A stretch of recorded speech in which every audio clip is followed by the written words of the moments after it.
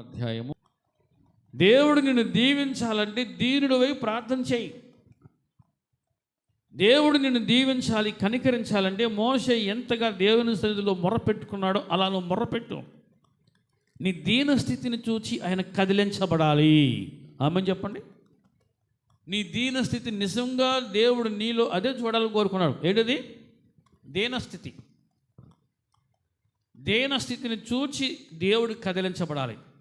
అది నువ్వు దేవునికి చూపించు. ముందు నీ నుంచి దేవునికి అది చూపించు. దేవుని బిడ్డలా, ఇక్కడ మోషే ప్రార్థన చేశాడు. మోషే దేవుని దృష్టిలో ఎలా కనిపించాడు తెలుసా? ఎలా కనిపించాడు?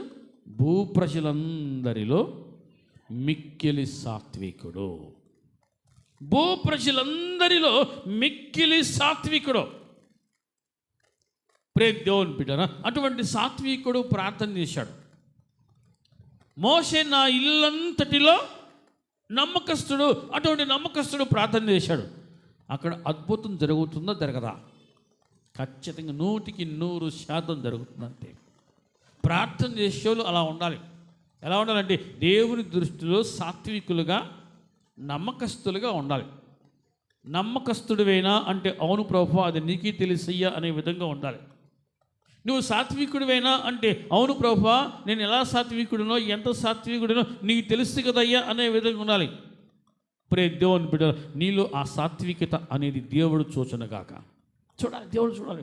నువ్వు కనికరించబడాలంటే, నీ జీవితంలో నువ్వు అద్భుతం చూడాలి, పొందుకోవాలంటే ఖచ్చితంగా నువ్వు దేవుని లెక్కలో, దేవుని దృష్టిలో నీవు సాత్వికుడిగా, నమ్మకస్తునిగా నువ్వు కనబడు.